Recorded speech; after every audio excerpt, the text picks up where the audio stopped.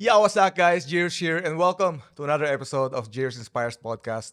Bro, how's Dubai for you? How's Dubai for you? Welcome to Dubai, man. Welcome. Unusually hot. Oh, yeah? Unusually But hot. how do you find Dubai, man? No, listen, it is a beautiful place. Okay, It's a yeah. beautiful place to be if you're really mentally prepared for the heat. Oh, yeah? So Yeah. for anyone that's coming here from the UK, Yeah. just get. But aside from the heat, bro, what can you Oh, say it's about beautiful, Dubai? man. It's beautiful. Yeah, I absolutely love absolutely it. love it, yeah. Genuinely, really love it. A lot of sports cars, a lot of good Yes, you people told me here. about the cars that you rent. I mean, I'm in love to. Dodge, Yes, Corvette. yes, bring them all of them. I'm in love with a good sports car, you know. Yeah. Welcome, man. Guys, George right in front of me from the UK. And we just recently got connected through our friend, Imran. Shout out to you, bro. So we just met a couple of days ago. I helped him with his project. And now we're here doing a podcast. Because who comes in a holiday and does work? Exactly, You know what I mean? exactly.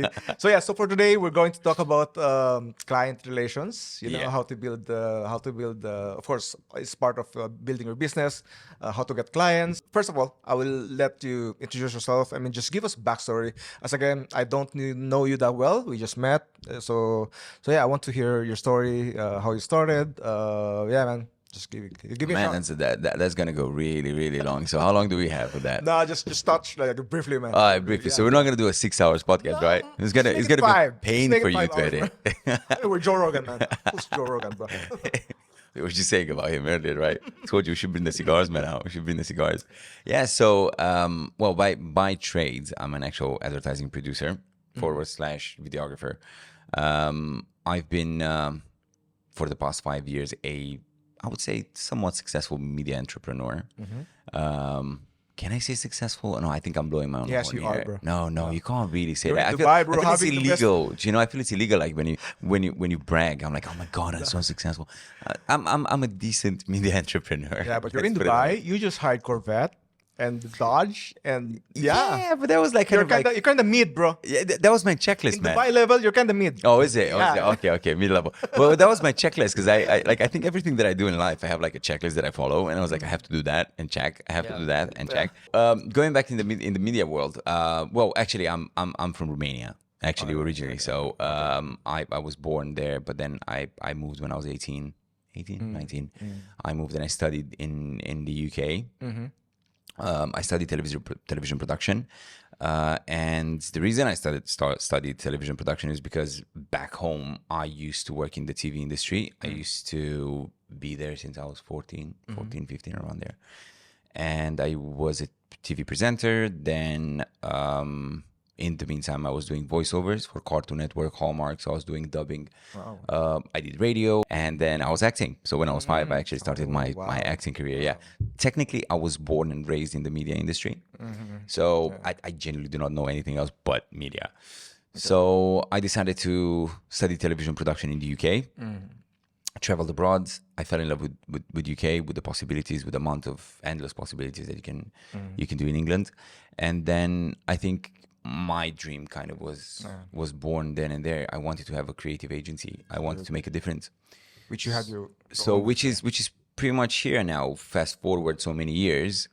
5 years ago, I actually opened my creative agency, 5 years ago. and That was before pandemic. that was shit. Pandemic. Do you know we promised we're not going Yes, to we talk about promised it? to talk about pandemic. We just said we're not going to say, literally not going to say pandemic, anything about Let's it. give it 10 seconds. So yeah. Okay, 10 seconds. Yeah. So actually, through pandemic, my business actually developed much better because pandemic has some. it was a hard reset, and then I noticed there was a need on the market. I noticed there was a demand on the market. Some of the main businesses that I knew about, or some of the big brands around there, they had to kind of let go of their marketing department. So I was thinking like, right, how can I put a team together and try to cater to all these businesses that they still need to market themselves, they still need to advertise themselves, but they kind of got rid of their marketing department. So then I hired graphic designer, then we got a photographer, and then we got my girlfriend, actually, she's a social media manager. And then we were like, right, let's just put a team together. And let's just make this happen. And that's kind of like how it happened. Yeah. And 5 years in, some of my clients have won awards for like best brand, best marketing, and I guess that was what pushed us a bit more in the market. I can honestly say that I've never actually went with a Google ads, or I haven't done any ads on true. Facebook and whatnot. I just literally went by word of mouth. And the reason I went with that is that my thought process was, if you're good enough, people will talk about you, and people will be like, what do you mean? That's crazy. You can't just leave your job, your 9 to 5, and be like, I'm going to go on a whim. If you would have asked me, even last year, if you'd have said, George, should I leave my 9 to 5? Yes or no? I would say, yeah, 100%, man. Just do it. It's the best thing you can ever do. Oh my God, it's amazing. Yeah, you can do it. And I think it's something I told you over the phone as well. Leaving 9 to 5, it's something, and opening your own business is something that not many entrepreneurs tell you, or even if they do, you may be not listening properly.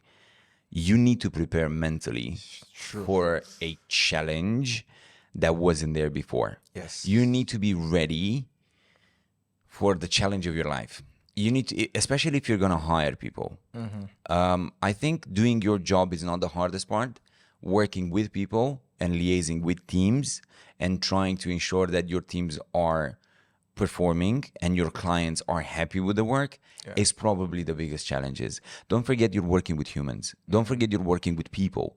Because I have a lot of followers, and I always get this question, bro. I always get this question, like a lot of them working 9 to 5 jobs, as we all did, and they were all struggling about finding clients, like where to get these clients, how to start, and when they got the clients, how to charge, like how to keep them. There's so many stuff that that a lot of my viewers are struggling with, and sometimes I want to answer them, but it's just I just cannot. I just can't answer everyone. So I think having this episode is be easier because I can just tell them, hey, can you just watch my episode, and all your answers will be there from this guy, from George, from UK. Is how they do it there. So okay. So if you're working 9 to 5, Yeah. okay, and then I want to do it as a career. So I love photography, I love filmmaking, or whatever, and I want to do it as a career. First step, of course, is finding the client. Correct. Like how to start, bro. Where to start? Where to find those unicorns, man? Where to find them, man? How do you get clients? Yes. Well, loads of people say like start doing Google ads, start doing Facebook ads, Instagram ads, which is perfectly fine. Do them if you have the capital. But I think there's other ways that as a young entrepreneur or a, let's say, person that wants to become known in a specific field, if it's photography, is not, there is a cheaper way. There is a better way. It requires more time, more effort from you, but the connections that you make in this period of time are far more valuable than you actually spending thousands on Google ads and waiting for something to happen. Which eventually people are gonna say, yeah, but I'm gonna hire an agency and they're gonna do that for me. Yeah, they will. I'm not saying no. But if you spend once or twice a week time going on networking events, getting to know people, getting to actually knock on people's doors and be like, hey man, a friend of a friend, told me that you need this photography thing. Yeah. Can I just do this for you? Look, I'll give you a discounted rate or whatever. I just want to put my step into the industry. If you're open and honest about what you want to do and you actually deliver, dude, you're going to get a lot of clients. Yes, sure. Same on me, like word of mouth work really well. Like this, for me, I always say word of mouth is one of the best type of marketing. Exactly. It is. Networking, It is because people buy from people. Yeah. Right? Yeah, exactly. Advertising yourself and putting yourself out there the right way is really important. Yeah. It is. Yeah. So if you want to put yourself out there, make sure you prepare yourself really presentable. Make sure you have your show reel in place, as I always say, your show reel or your portfolio in place, that when you go to that one-to-one meeting, everything needs to look as professional as possible. Yeah. We're all aware that probably you might not have a studio space or an office from the moment you open your business, right? But there's a coffee shop. Try to find that nice one. Yes. Don't just go Costas down the road. That's my advice. If you want to make an impression, go all the way in with it. Yeah. I'm not saying go and take your clients to Bolj Al Arab. I mean, if you have the budget. I mean, if you have, do it, but it might get pricey 7 days a week doing that. I'm saying like try to find a quiet place, a place that's nice, and prepare yourself. Come with like your laptop, like everything that you come. Make sure that your first impression is there, Yeah, man. and also having a good communication skills is very Yeah. important. Which I struggled when the because I don't speak this. Like I Yeah. was shy when I started. Like compared to you, you've been in the media industry for since you were a kid. For me, no man. I just started recently, so I had to push myself. I had to teach myself to speak. To have good communication skills, and I had to go through that. So yeah, it's kind of struggle for me.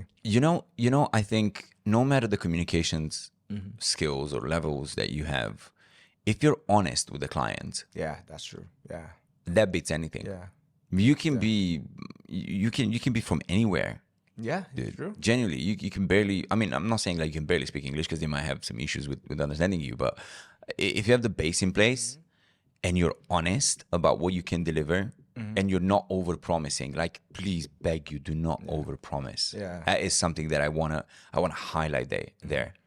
Don't talk too big about yourself, and don't Promise just and over deliver. just keep it low, keep it on low. And if you can go the extra mile, dude, the reviews are gonna be there. The reviews are gonna be there. People are gonna rate you. They're like, Jesus, this guy, like, wow, the amount of things that he did and what we actually agreed on. They see you, even if they don't come to and shake your hand. They be like, oh my God, they praise you. Like, what have you done, George? Or, you're amazing. Even if they don't do that, they see you Yeah. and they will refer you. And when you present yourself, just make sure it aligns with what the client wants. So if I meet you and you say, George, I want you to take pictures and videos for my website, and I just opened a hotel, an example. Please don't show me sports cars. Oh yeah, we do photography, and this is a sports car, and this is like, make sure that the client that you meet, your portfolio resonates with him. And this kind of goes towards the point of like, make sure you're slightly niche. Don't try to do everything. Yes. Jack of all trades, I- master of none. Exactly. Genuinely, I was an advocate of jack of all trades. Yeah. When I opened my agency, our media, I was like, we will say service and cater for everyone. This is us. We're a creative agency, and we'll work with hotels, we'll work with cars, we'll work with hospitals, we'll work with everyone. Weddings. We don't do it. I don't do weddings. No weddings. But the problem is, people come to you because you're an expert in one field rather than everything to anything. Yeah. Do you know what I mean? I agree, bro. And that kind of like ties really nicely in how much should I charge, right? What's my worth? What's my value? If you're an expert of everything, your value will be far less than actually if you're an expert in interior photography, Yeah. portrait photography. Doesn't it make sense though? Yeah. Of course. Yeah. Of course. Would you buy a car from a company that does washing machines? Do you know what I mean? It's probably that was a bad correlation, but you want to go to the place. What I'm trying to say is that you want to go to the place where there's an expert feel to it, You're right.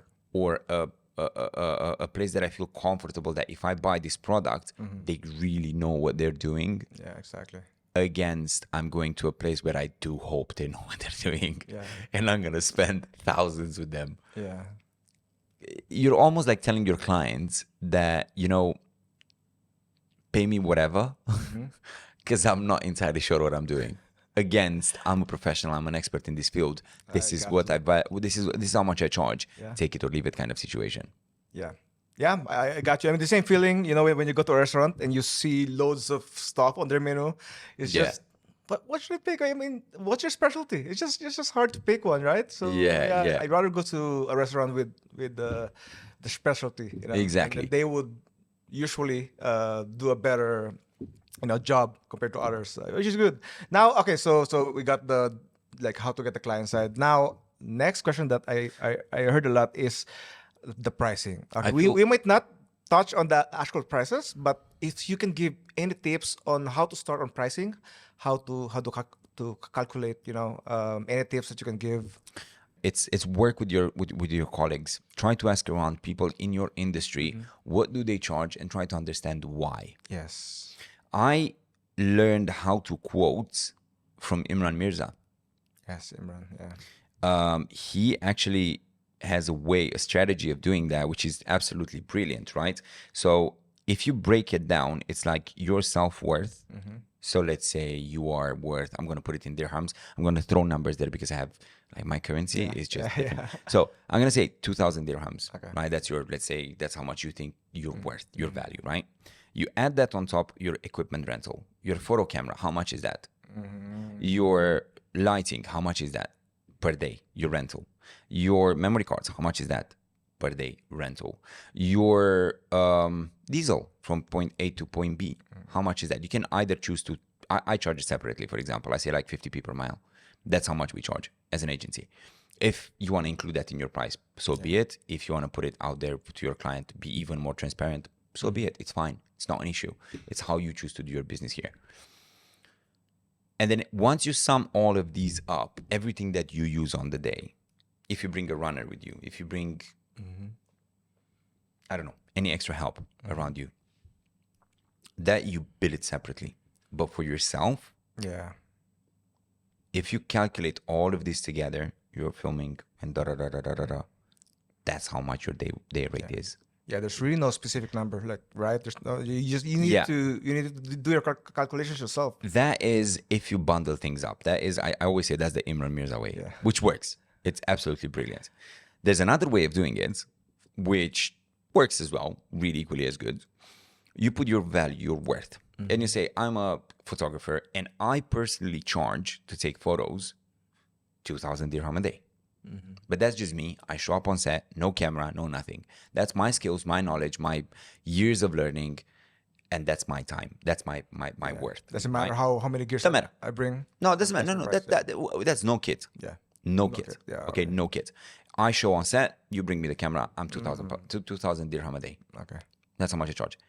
Oh, you want interior photography, you want lifestyle photography, you want, I don't know, portrait photography. Now, camera, this is how much rental. What camera do you want? If you have multiple cameras, I'm just saying. Client won't know. Just give them packages, it's easier. And I'm not saying that in a bad way. Sorry, let me rephrase that. I'm not saying client won't know in an ignorant way. I'm saying like what I just said earlier, client won't know the specifics of your camera. Yes. So if you just say like, I have a bundle that is, and I'm going a bit more on the side. I have a bundle that I can produce this picture, show it to them. This is how it's going to look like. I have a medium bundle that I can use this and I can use this and it looks like this. And this is the result from it with this camera. This is how much it costs. And then like a premium bundle, I use, I don't know, Hasselblad and then and this is how much it costs. And then they can see differences. They're like, okay, I want that. Okay. Got it. Always. That's a But huge going tip, back, going back to what I said. So you show up on the set and your worth is 2,000.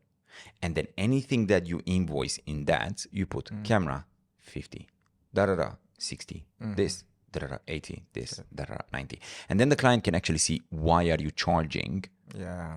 5,000 dirham a day. They get it, right?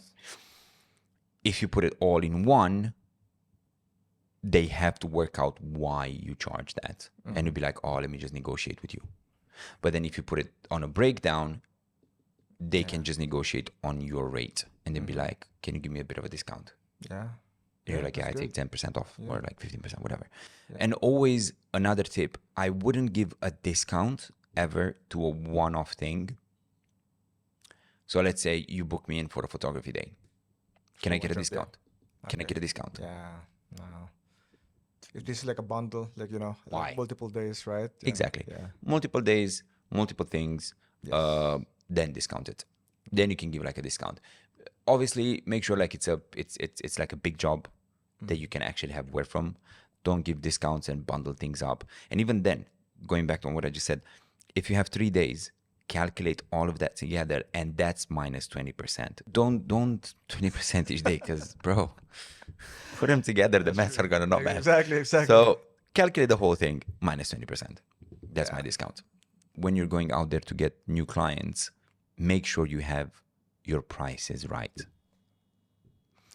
You can't go and I'm gonna quote here Jack Smith. Shout out to Jack Smith. We had like an episode on our media podcast, and he was saying that don't be like a rogue trader, as in I come and I charge you and I quote you this much, and then I come to the next client and I know he makes a bit more money, I'm going to charge him a bit more, or I'm not entirely sure what I'm going to charge. So trying to make sure that you know your worth, your value, And when you calculate that, make sure that you're comfortable with what you charge. And make sure that if you want to give a discount, I would personally say, try not to go under the 20% mark in No, discounts. never. More Keep than that, it- Yeah, I mean, 10. yeah, 10, 15, 20%, that's nice.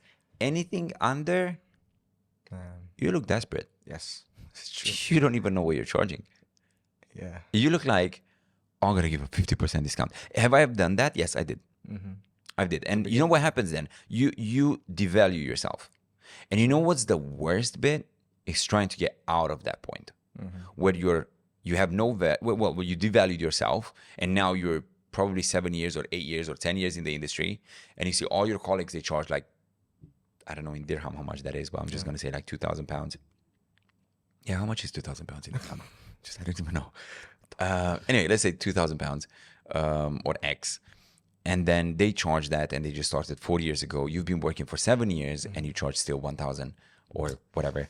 And then you're like, I want to put my prices up, but nobody will pay you more. It will be hard. Because you sabotaged yourself at the very beginning, and everybody knows you now as the discounts guy or as the cheap guy.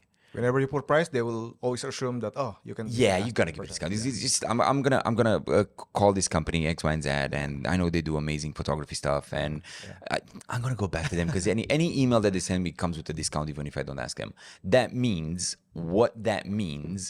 is that their actual value, it's whatever the discount price final is. Yes.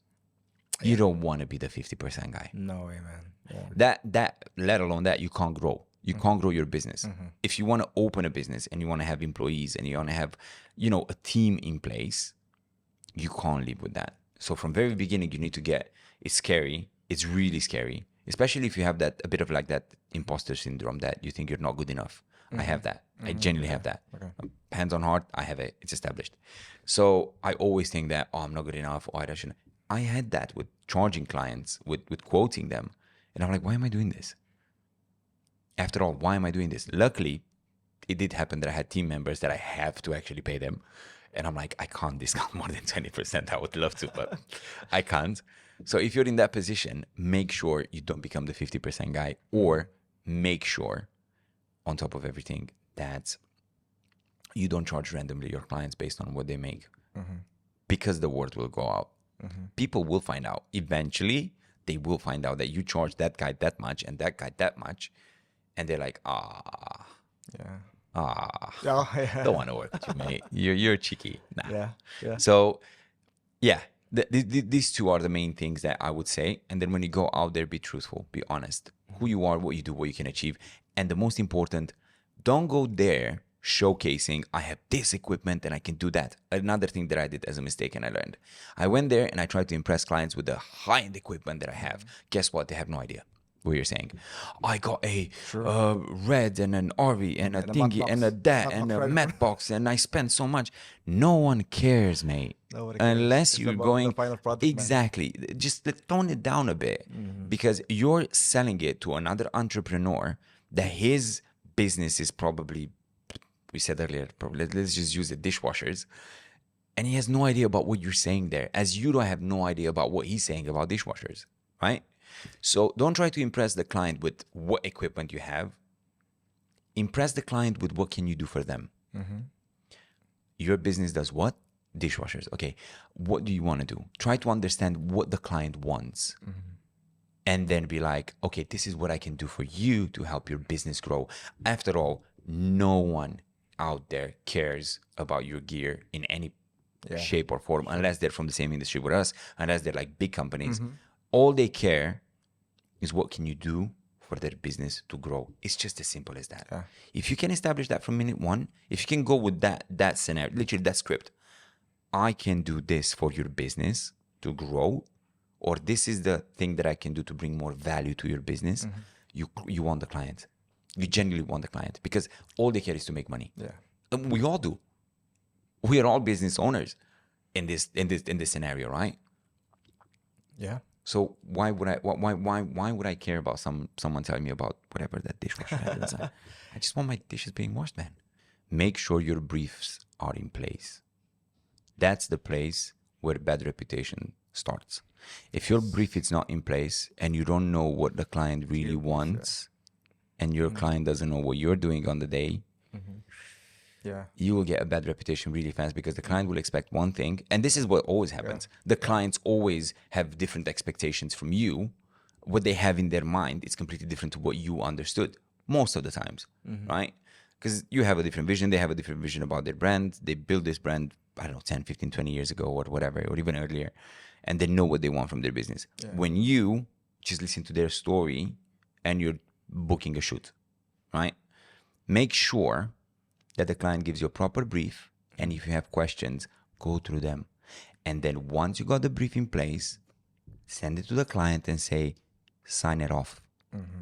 There's no, oh, I didn't understood that. Oh, it was wrong. No, make sure you write that down on a Word document, send it back to the email, to your client, email it back and say like, could you please sign it off? If you're happy with everything, what I put there, what I understood, can you please sign it off? And even if they give you the brief, rewrite it yourself. It will sound silly, but rewrite it. And then when you're on the day, make sure that the client knows what you're doing. So if you can give like a breakdown of the day, what you're going to shoot and how you're going to shoot, applies a lot towards the videography side, to the advertising side, but it will apply as well to photography, because we do it as well. When we do the photo shoots, we ask the clients to send us like their, what they like, the type of photography they like, with a full brief detailed what they want us to achieve. We take that in, speak with our photographers, we discuss like what we're going to do, how we're going to do, relay that into a Word document, send it back to the client and be like, if you're happy, sign it off. They sign it off. And on the day, you have like a specific short list of things that you want to do, which again needs to be signed off. Yes. Yeah. It sounds very paranoid, but it's not. You do not want to give money back. I can tell you that. So instead of promoting myself, my tip to you is briefs always have to be in place. That's one thing I've learned throughout my career. Like that's one of the red flags of bad client. Sometimes, or a lot of times, they undermine the project. For example, oh, we need you only for 1 hour. We need only 10 pictures. Then once you arrive on the set, man, they need lots of stuff more than that. Yeah, but okay. So I'll tell you one thing there. There's no. I mean, there is a lot of bad clientele out there. I'm not saying no. There are people that they don't know what they want, and they ignore what you do. They disregard what you do. They just see you as just a photographer. It happens, It's not about it happens. They're ignorant that way, and I'm sorry to say it, they are. It's just a photographer. No, dude, I'm not just a photographer. I'm just the guy that's gonna put just your business out there, that's just gonna look good and just gonna make you more money. Just gonna put it like that, right? So you need to educate them. You need to tell them like, right, this is what we do. This is how the way you present, going back to what we said at the beginning, when you introduce yourself, make sure you come across professional and they know you're not just the photographer down the road he loves to do pictures and he's amazing and oh my God, I love these pictures. But you are a professional and you know what you do. If you can establish that you are the man, trust me, they're not going to say, oh, I want you for an hour. Do you know what I mean? Yeah, got it. Yeah, man, amazing. I've learned a lot of great tips from you, especially business side. I've been running my business for 15 years, but I'm still learning. I'm still trying to learn from different people. Hence, that's why I put this podcast, to invite people also to learn from them. Yeah, right? you will ever learn. Businessman, like Exactly. it never ends. Yeah. You're always learning, especially if I always say that if you haven't been educated in the business world, if your talents from the very beginning weren't, or your aspirations weren't business, and you are a young entrepreneur that just wants to become a business owner with no knowledge behind it, it's going to be hard. Cool. You will learn a lot on the way. You will fail and never be don't be scared of failing, man. It's good. Fail is perfect. Fail and do it again. Just don't lose faith in you, though. Yeah, sure. It's part of the success, man. All successful people has this fail stories, man. If you can mess it up as much as possible, that would be best. Obviously, don't mess it up with your clients. Just don't make holes in your clients' walls. Fail. Don't do bad stuff like that. But if you can fail and learn from it, and they say failure is the best teacher. Then you're gonna become every day, every failure that you go through, you're gonna become a better business person, As long as you learn from that failure, man. Yeah, exactly. Improve, exactly. Yeah. That's Yeah. good. Yeah, good, bro. Thank you so much, man. I learned a so pleasure, much. Yeah, and enjoy the rest of your stay in Dubai. Yeah. Yeah. Until when are you going to be here? I'll be leaving this weekend. Oh, this weekend. So I hope we can still hang out right before you leave, man. But nice meeting you. Thanks to Imran again for connecting us, and bro, thanks so much. We'll meet again, right? Thank you. Yeah, we will. We will. Thank you for having me. Thanks so much, bro.